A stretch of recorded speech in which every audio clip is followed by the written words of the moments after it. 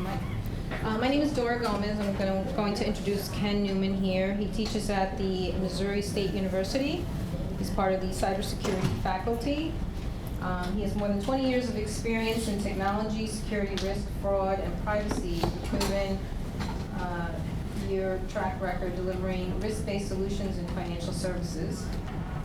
In various roles, he has been responsible for leading security, risk, governance, and control functions at JP Morgan Chase, Deutsche Bank, and Citi, as well as building and managing security programs for community banking institutions. He holds an MS in Information Securities and a BS from Columbia University and a number of industry certifications, including from ISACA, and PMI's PMP. So with that, he's got a lengthy bio, which I'll let you read online, but with that, I'd like to introduce Ken and get started with your presentation, Ken. Thank you. Hey, everybody. Thanks so much for coming. It's wonderful to see a full house. So just to level set and give everybody a chance to run and find something sexy and exciting to listen to, this has nothing to do with technology. This is just about awareness. This is about the forgotten battle, the forgotten technology, if you will, where for the years and years that I've been doing security work that's evolved into risk work in highly regulated environments, and we've tried any number of tools and technologies to make things more secure, somehow awareness gets forgotten and it gets tossed to the wayside. It becomes an annual, it's almost like an annual click-through. It's like your user's annual end-user license agreement to keep working at your company, right? They've got to click through all the compliance stuff, all the security stuff. They've got to go through thousands and thousands of pages of material practically. I've always been a security and technical guy working in banking, right? And I have to take awareness classes on FDIC limits, BSA, AML, right? It's been interesting because you kind of learn how you could commit fraud, right? That's kind of the other way of looking at it. But none of those things are ever meaningful to me in any way because they don't directly tie to what I do. So the challenge we've always had as security professionals is how do we actually make everything we do meaningful to that entire user population out there? So this is really going to be more the softer side of things. What I've seen work and what hasn't worked, and with a little bit more focus on what's the direction we need to move things in. And again, let's see if we can make this hopefully a lively dialogue with questions, comments, with folks' personal experience.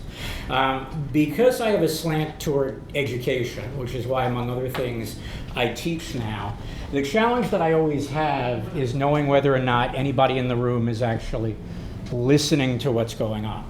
Because it's one thing for a lecture, right? Very often for this kind of thing, everybody just is quiet, they nod off, they get a little downtime, they check their email, whatever the case may be. And the speaker is just kind of going and going and going. And that's kind of a recipe for disaster if you're doing anything meaningful like teaching, or if you're even doing something meaningful like awareness. Because awareness should be more meaningful. What I'm hoping you'll walk away from at the end of this session is just meeting the compliance checkbox and getting one of those annual online webinars from one of your vendors that has a test thrown in the end of it, just so you can see if they remember something about security. May click the checkbox, but it's not really going to meet the requirement. And I would argue that it's probably not even going to meet the checkbox requirement for that many more years with the way I've seen the regulatory landscape changing. Right? Because regulations in this country, especially for those of us with a background in financial services or healthcare, have gotten exceedingly prescriptive over the years. We've seen that in other countries with very prescriptive, very technical regulations, and we're starting to see that level of regulation here. So it used to be just about generic awareness training. Then it was just around, you've got to do social engineering testing, right? We all know how worthwhile that is because you always get somebody. Right? But I can honestly see those things getting more and more prescriptive. So again, with that, let's jump in. I will say this is probably the wordiest slide that is in the presentation, and I'm not going to read any of it. which tells you what I think about PowerPoint. I think as a delivery mechanism, it's just about one of the worst things out there. And again, these awareness sessions that we've all experienced, where you basically got 15 pages worth of stuff to read, or what's worse, there's like a page of text on the screen in like an 8-point font. There's a narrated voice reading it to you, right? And you cannot click next until that voice is done, right? And you're just there dying, right? And you're not going to get anything out of that. And yes, it's a message from the CEO or your faculty chair or whatever the case may be. And it is really important, and it's great that they've taken the time to do that. But so what? It doesn't mean anything to you at the end of the day. It's not words. It's not relatable. So let's talk about point of view, right? Who hasn't seen this one before? Okay, so we've got a couple of people that haven't seen this one before. For most people, it's, do you see two faces or do you see a vase? What's your perspective? Since we've advanced a little bit since then, we'll go beyond that and say, who sees a gold and white dress and who sees a blue and black and whatever dress, right? It's all about point of view. So what I learned the hard way, I was just having a conversation with somebody earlier on about the first time that I tried to do awareness training for application developers in the late 90s. And that went over really, really well. Because I approached it entirely the wrong way. And I didn't have a sense of what their point of view was like. I just had a set of security commandments, right? Thou shalt not, follow this, and everybody's happy, right? And I went and I did that, and they didn't care, and they continued to do their own thing, and we continued to have problems. And it took me a bunch of years to figure out what was wrong and what the gap was. And I'd not approached it from their point of view, right? They care about getting their code done on time, getting it ready to move into production. And when that app goes live, or that release or that update goes live, they're incentivized by their management. So I completely revamped my strategy, and it wasn't just about don't do this, don't do that, don't do the other thing. It was about kumbaya. If we all work together, and this is how we can work together, you can meet your deadlines, and I'm going to guarantee you less bugs in the process. So I'm going to guarantee you added value and less downtime, and the business is going to be happy. Now that actually slowly got a little easier over time, because then the business started caring a little bit more about uptime and data breaches and that sort of thing. But even in the early days, we had some inroads because we made it meaningful, right? So what's the point of view of your audience? Now, anybody with a large multinational organization, you've got a challenge there because you've got lots of audiences. And if awareness is going to be meaningful in any way, it's got to be tailored to those audiences. You've got IT people, you've got app dev, you've got app ops, you've got general users, you've got executives in the board. Everybody needs a different level of messaging to get a different level of commitment out of them. It's just not a one-stop click-through. So, right, this was, for my day, this was sort of the classic example, because this is the age I am. And I appreciated that Deadpool brought it back. That made it really, really meaningful for me. If you haven't seen Deadpool yet, it's on HBO now, so you'll see what I mean very, very shortly. But this goes back to what I was talking about, that kind of monotone that just goes on and on and on. And I mean, I love security, right? But if there's just a dull drone, either from somebody that's talking or a narration on a screen, I'm going to tune out. You know, and most of the time now when I have to take a security awareness training, honestly, because it's the same old security awareness training, and I've done it so many times before, I just skip through over the slides, go to the test, and take my chances, right? It's just about getting it done. And in general, we do that for a lot of things, right? So we don't want this scenario. We don't want this scenario. As I said before, right? There's nothing worse than way too many words on a slide and just standing there going, yada, yada, yada, yada, yada, just like to get the points across.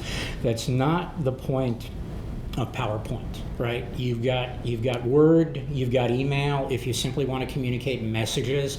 If you're using what is technically, you know, this kind of light publishing kind of media, right? This desktop publishing kind of media, you want to be more interested, you want to be more visual, you want to tell stories, right?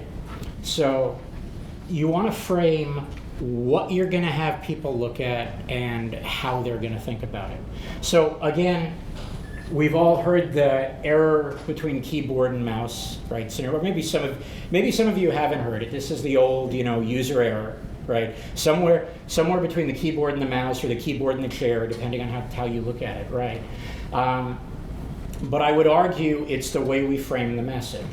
So if we look at this example, where's X, right? So I'm giving a test now. This is the assessment portion of security awareness training. We're giving them a test on how they're doing. We're asking where X is, and somebody's taken out a Sharpie and written on the screen, here it is. Right? We're not considering their point of view. We're not considering the medium in a way that we could use it to make that connection to our users. So what does it take to be successful? It takes making things concrete and meaningful in a way that people care about. So these are some examples, and these are actually generic images. I can't use any of the images from work that I've actually done in the past because they're copyrighted by the organization, the various organizations. But something that I've had a great deal of success before with in terms of privacy, in terms of protecting customer information in organizations, is tying security messaging to events. And those can be internal events in a large organization that may just happen between departments or within departments. For smaller organizations, they may be external events.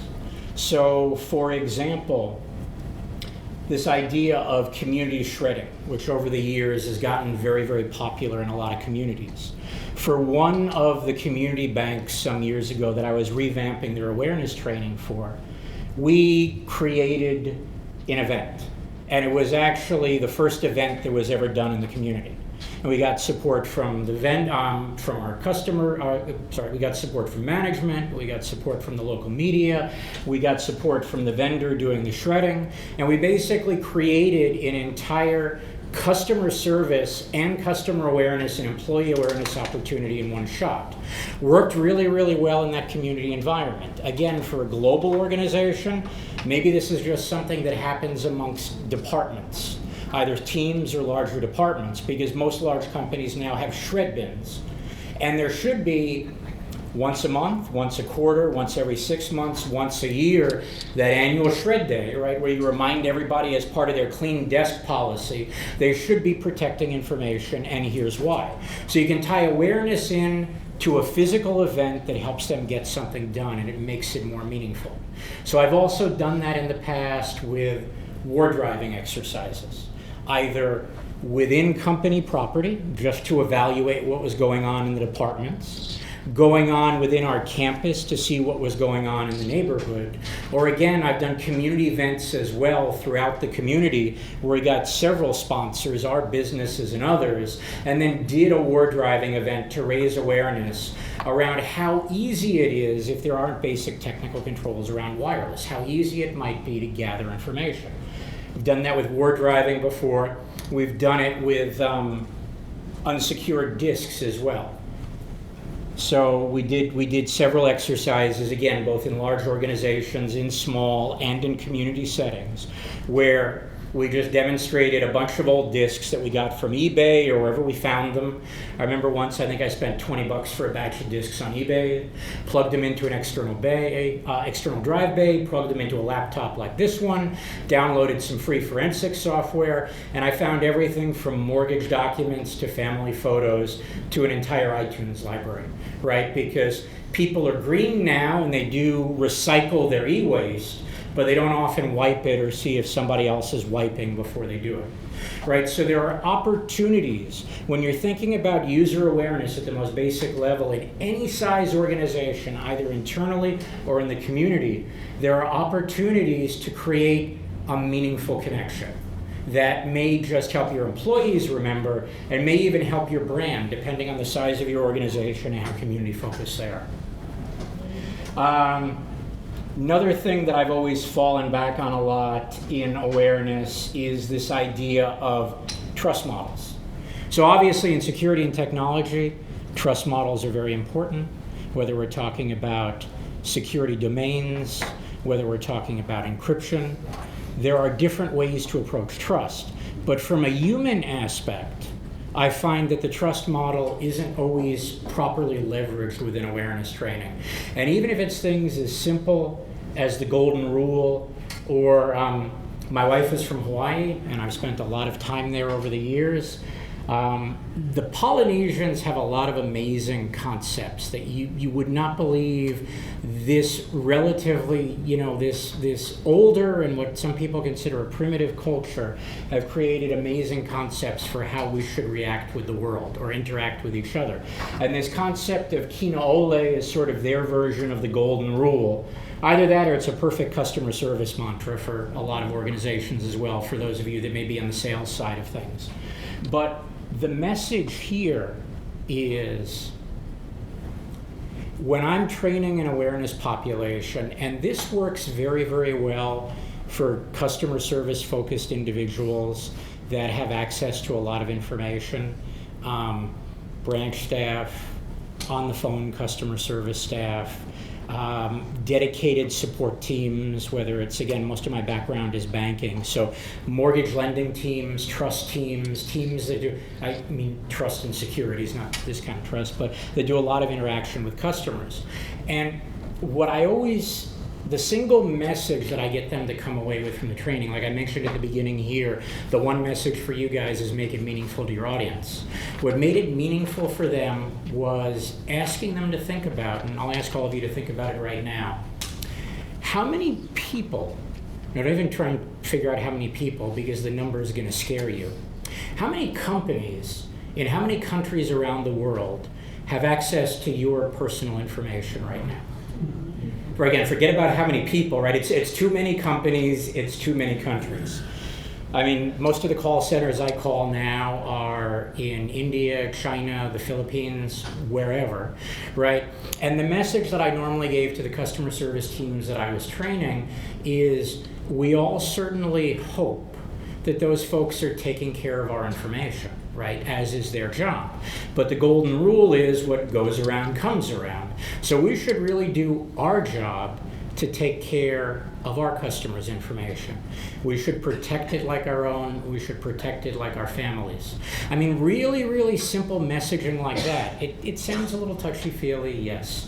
But when you're talking to that kind of customer service audience, so I rolled this model out over a 9-month period across a community bank with about 40 branches.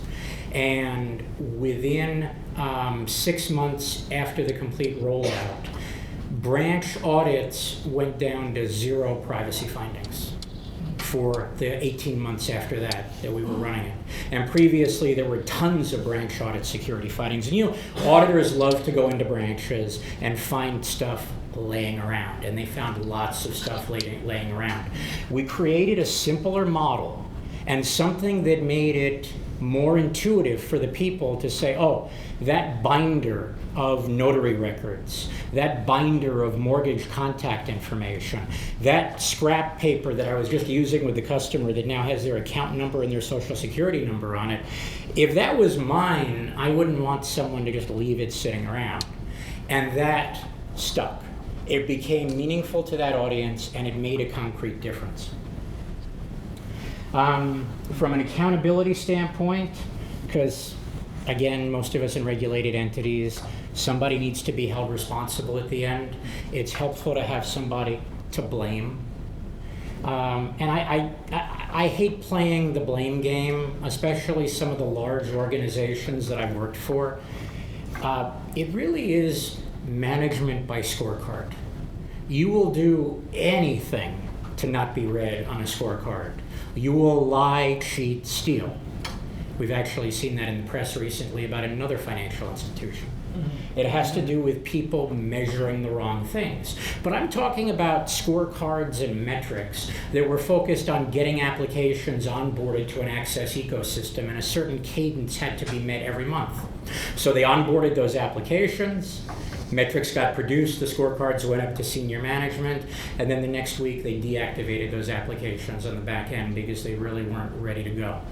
Right? If you're focused on the wrong things and you're not creating the right accountability, that's what happens. So again, look for those real life stories in your organization. Where I found them in multiple organizations was working investigations.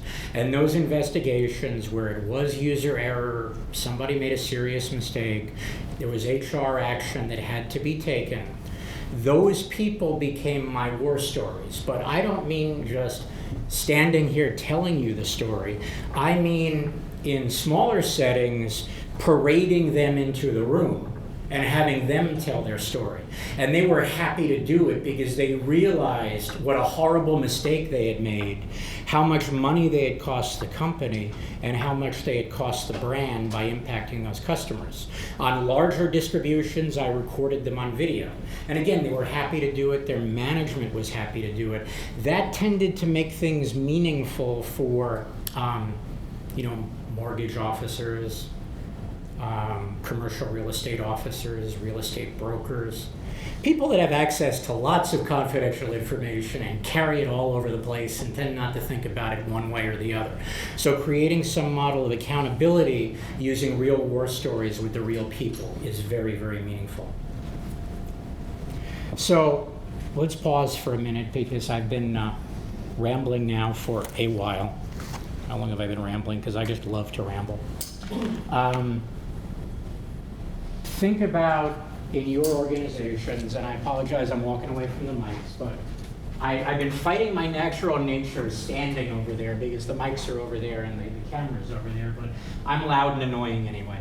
So I find that physical interaction helps in awareness settings as well as anything else. So for you guys, with what happens in your organization in terms of different awareness models, whether you're just responsible for them or whether you're a user, right? Think about right now, what's the one thing that potentially makes a difference? What's the one thing that could be potentially impactful that you would want to get the message across? So everybody seriously, a little bit of exercise. Not going to make everybody stand up and do jumping jacks, although we're potentially close to that point. But just take a second and think about the one thing, because that's going to be the message. Maybe it's one of the ones I already talked about, right? Whether it's basic trust, whether it's privacy, for the audience that you want to reach. But at least take away one thing, either if you have some responsibility with regard to awareness or some feedback, and just take away one thing that you would want to be the primary message. Does anybody have any thoughts? Anybody want to share anything?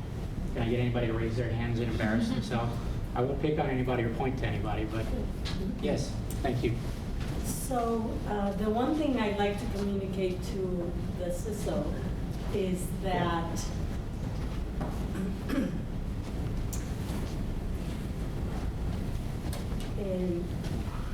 and I'm crafting it so it is that in order to verify that remediation to security is done, it cannot be the fox checking the chicken coop. That it has to be, if it's the fox, he has to bring the turtle, and he has to bring the eagle. The whole barnyard. Three at least, so that independently it is verified that his system was remediated. Oh, So sorry, I know was that I thinking. put it in pictures, but now I have to put it in words and convince them of which are those animals from the barnyard or the forest that need to accompany. And that one was, of them is internal audit. and that was actually an interesting way to tell the story, right? So I appreciate the effort, right? That was a clear, simple message and kind of a more creative story. Now, because for those of us that have very specific regulations, right, whether in financial services, which thanks to the OCC's heightened standards, we're now forced to very concretely think about and create all those things. Or if you're in certain places around the world like Singapore, the idea of 4 eyes on glass and detailed maker-checker all the way through a transactional process are required by regulation. If you're in an industry that, or a location that doesn't necessarily have that regulation yet, how do you get that message across? How do you get the message across that segregation of duties matters? Especially in a smaller organization where maybe there aren't a lot of different roles. How do you tell the story about bringing other people in for independent verification? So I think that's an excellent point as a very simple, concrete message. And that one is a really important one, actually, because if that falls down, if that level of integrity falls down in your processes, a lot of things can fall apart. So that's an excellent example. Thank you so much for stepping forward and offering that one up. So what I've been kind of getting at, all right, I'll try and force myself to stand here by the mic and keep the camera guy from moving back and forth, is that awareness needs to be bespoke, it needs to be customized, right? It needs to fit the organization, it needs to fit the situation. Very often it needs to fit the country or legal entity that the organization is doing business in, wherever your user base may be. So there's a lot of effort that needs to go into it. And again, I know from my experience, and you guys, because I saw people nodding at the beginning, have that same experience as well, as either those very generic awareness messages, right, that you have to take on an annual basis, or at best they're customized to be just, here are all the links to the policies and standards that you're required to follow. So click on each one and read it, and they've just got a little, like pixel check on the web page or whatever to prove that you actually loaded the web page, and that there's a date and time stamp that you went there, so they know you read those policies, right? That's not anything that's going to be meaningful to anybody in any way. It takes the time, effort, resources, and budget to customize it in a significant way. And that's not an easy ask, I know. This is one more cell that you need to take back to the CISO, or the CISO needs to take back to management, that says some of those dollars that are devoted to hot, sexy, cutting-edge technology need to go to awareness as well. And the awareness team has to be more than just a vendor that's producing slideware on a web page and putting a test on it. It's got to actually fit the situation and be highly, highly customized. It takes time, it takes money. A couple of years ago, there was an exercise that we started that was just access management guidelines, right, for the app dev community. And it was meant to reflect a combination of things. It was very thoughtful. It was policies and standards, but it was also broad regulatory requirements, organizational concerns based on past issues, right? So if you've got good problem and issue management, you've got good root cause analysis, you can figure out what kind of problems are going on, and based on that, all that goes into your feedback for your awareness model. So it was a good 9 months to produce something that actually ended up being a pretty good product, because it went through all kinds of training teams, it went through marketing and communication teams, it was branded, it was messaged effectively, it was rolled out from senior management on down, and it actually became a toolkit for the app dev community to help them, again, what I talked about early on, help them achieve their goals. Right? Not just achieve our goals, but help them achieve their specific goals. That was a significant level of effort, but it paid off. So part of what I'd ask you to think about is this is something that needs to be approached differently, but especially in a larger organization, that's going to take dollars, it's going to take commitment. Has anybody seen user-friendly before? Let's see how many geeks there are. Okay, there's a couple of geeks in the room. So this is my favorite comic strip. This is the one I think that makes Dilbert look pedestrian, right? Because this is the one that really gets into Windows Unix battles and all those kinds of things. So, and I'm going to give you guys just a second to read this one, and then we'll see. We'll talk about it for a second. So, can everybody actually read it, or is it too small in the back? So I'm seeing some chuckles, right? So a few folks have gotten the basic idea, right? Especially for those of us that have been in security for a long time, right? It's technical, it's complex. We are the disciples of an order that have been given the power on high to saith and control what users may and may not do, right? It's our job to do what's in their best interest.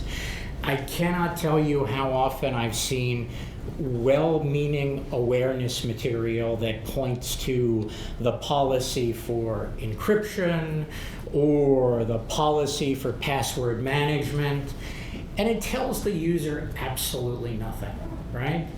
Password management is probably my favorite. So let me give you a quick little, this is how I deliver password awareness. Again, whether in a room like this where we're doing something for a group or whether we're recording awareness.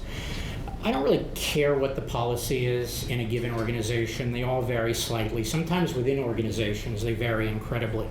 But what it comes down to, and we've always said it, but we haven't applied it, it needs to be something the user can remember easily so it's meaningful for them. They don't have to write it down, but it's got to be difficult for anybody else to guess. So it can't be on their Facebook profile or any of those other things, right? So the bottom line is passwords are dead.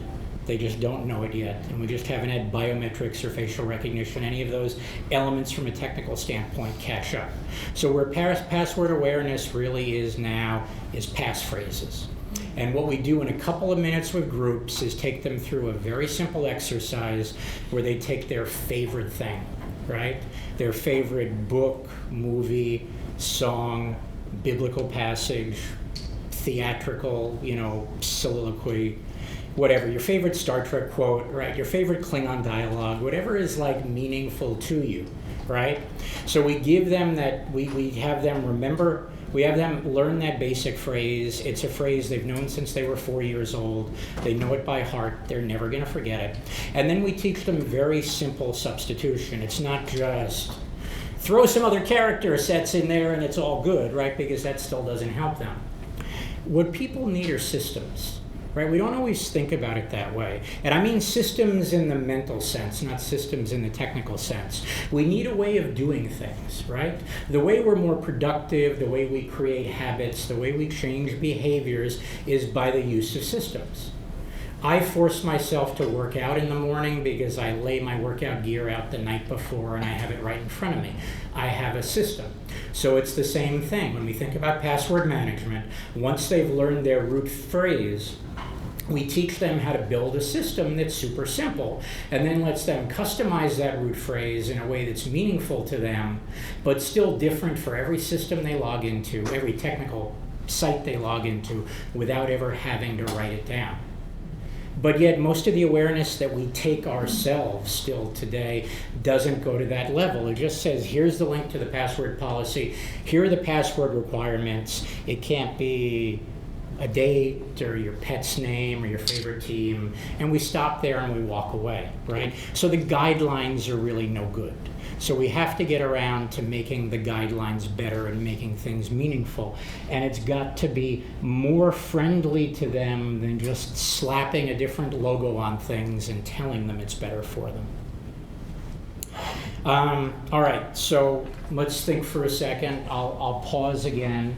And as another exercise, because I asked everybody a couple of minutes ago to think about what was going to be the one meaningful thing they were going to take back, to think about building into an awareness model or creating an awareness model. Let's talk about stakeholder engagement for a second. So with the one thing you've been thinking about, or with who you have to engage for awareness, how are you going to manage stakeholder engagement? Do you know right now what they care about? What's meaningful to them? What's significant to them? What deadlines are they under? What time constraints are they under? Do they have quarter-end goals they have to meet? Do they have year-end goals they have to meet? Is there budget? Is there no budget? Are there resources? Are there no resources? Is the book of work filled up for the next 10 years? Right? So what is it they need, want, can't live without? And how, if you're going to create a better awareness message and deliver that awareness message to them, how are you going to engage them? This again is another fundamental area where I find, those of us that, came out of a technical background, and for me it's a long time ago. And I still talk about interfacing, right? Systems interface, people don't interface. People communicate, right? It's all the soft skills. So if you're gonna create serious impact in your organization from an awareness point of view, which we're talking about, or anything else that's meaningful on your plate, how are you gonna engage with that stakeholder? Whether it's one of your peers, whether it's your manager, whether it's his manager, whether it's putting a message in front of executive management or a message in front of the board, do you have the ability, think right now, to begin stakeholder engagement? Do you know your primary stakeholders? Do you know what they need? Do you know what they want? So again, while I've been rambling about that, hopefully that's something you guys have been getting a little bit of a thought around, because if this is going to be useful in any way at all to you, beyond just giving me an opportunity to just talk for 45 minutes, basically because I'm a frustrated actor more so than an IT guy, and I always love being in front of a group. That's actually my biggest problem in teaching, and I've had mentors tell me over and over again, you've got to be the guide on the side, not the sage on the stage. So what I'm trying to do with these exercises is step aside from being entertaining and folksy and telling silly stories to get you guys to really think about what I'm trying to say. Those simple messages that awareness has to be customized, it has to be meaningful, and it has to be communicated in a way that the message is going to be received. So think about the stakeholders you need to have this conversation with and how you're going to begin to handle those communications, because they're busy and they've got their own problems.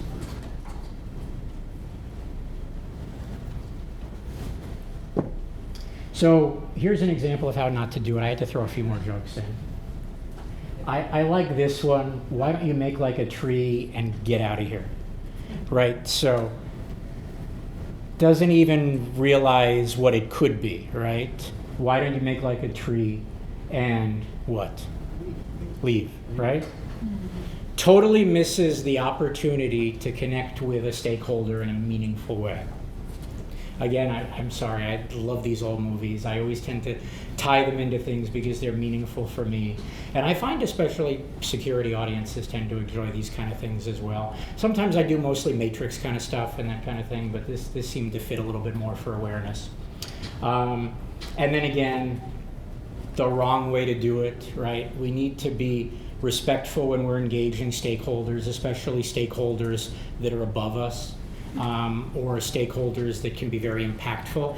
Actually, who's done, either related to awareness or a program or something else they're involved in right now, who's ever done a SWOT analysis of their stakeholders? I've got a couple. Okay. Everybody, if you take nothing else back, take that back. You should put your stakeholders through a SWOT analysis. You want the ones that can help you and what they need, right? You want the ones that can hurt you and what's going to make them stay out of your way. You really need that situation to thoughtfully analyze your stakeholders and come up with a plan, because this approach is not going to work. This is just going to turn everybody off. And again, I know it sounds really, really simple and obvious, but having learned this the hard way, you don't want to go down this road. So, If I may ask a question. Certainly. Going back to that last slide. Yes. Would asking the question to a board member, would the next security incident is going to impact your 10Q report, would it fall under that? I would not say that would fall under that, because I think that is a message that is significant and meaningful to that board member. So anything that ties the messaging into financial reporting and financial responsibility, which the board is going to care about. I mean, this is just more from the jokesy side, right? The message can be a harsh message. right? We've done harsh messages before, and sometimes that's what it takes. I once had a trading desk that was making gazillions, right? Basically did whatever they wanted to do. It was a small team, they had dedicated offices, they'd set up their own wireless, it was completely insecure. So I put a consultant in the hotel across the street and had him stick a Pringles can out the window and connect to the internal wireless network, and that was the report that went up to senior management. Because sometimes you have to take a chance with those kinds of things once you've analyzed the stakeholder and you've realized that no other approach is going to work. And if they're doing something really, really bad or something you want to be aware of, you've got to be prepared to put that on the line. So perfectly fair comment. Anybody else? Thoughts, questions, comments, stories? Yes, ma'am. Sort of along the same lines of understanding the stakeholders and conducting a SWOT analysis, how important do you think the culture of the organization is to, one, understanding their exposure to the best, and also to just understanding what kind of awareness training you need to develop for that organization? Incredibly.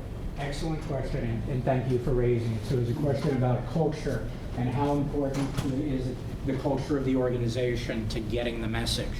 And thank you for raising that so we can talk about it for a minute, because nothing works without the right tone being set.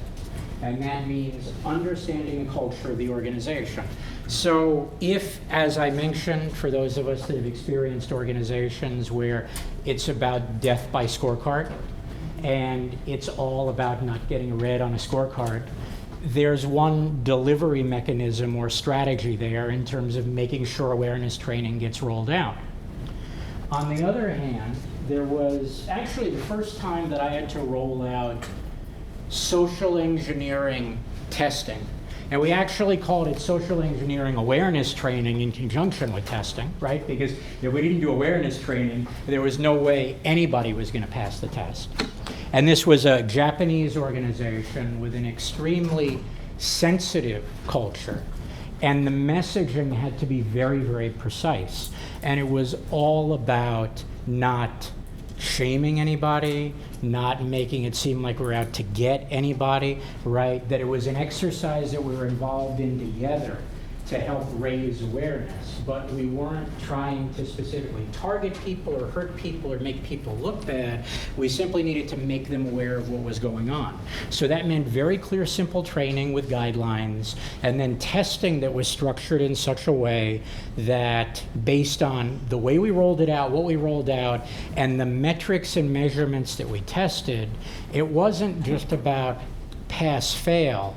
It was about when there was follow-up, timing of the follow-up, what were the positives that we could get out of it. So that first soft rollout, that first year, was done very, very carefully, and it was all about the culture of the organization. So that absolutely has to be considered.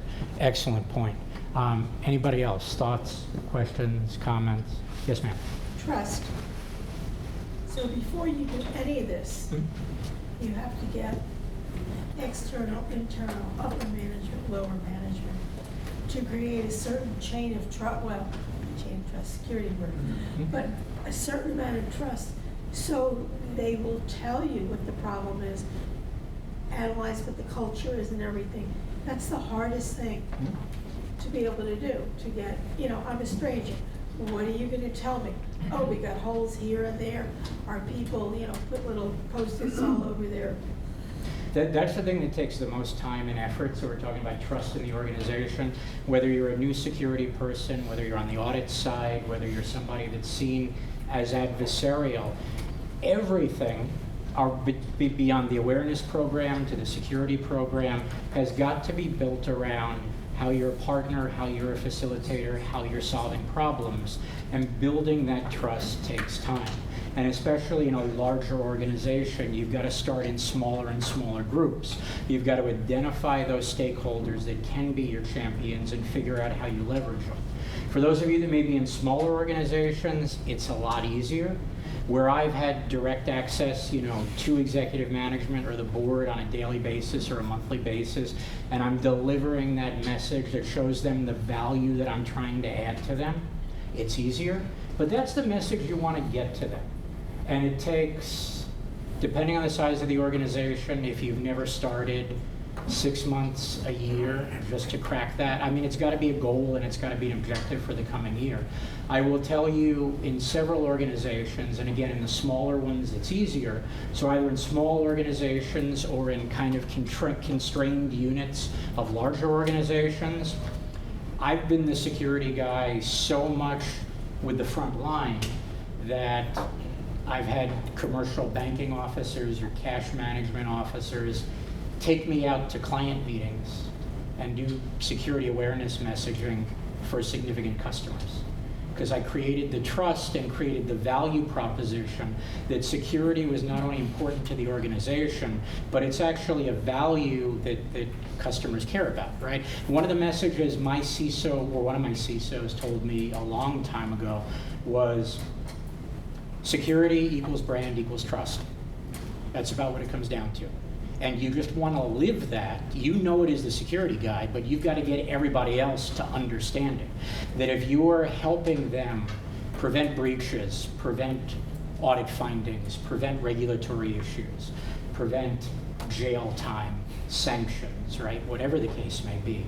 If you can communicate that message in that way, and again, it takes time to propagate that through the organization, but that's what it's all about. So excellent question, thank you for raising it, but it just takes that time. I think we're just about out of time. Guys, thank you so much. It was a pleasure.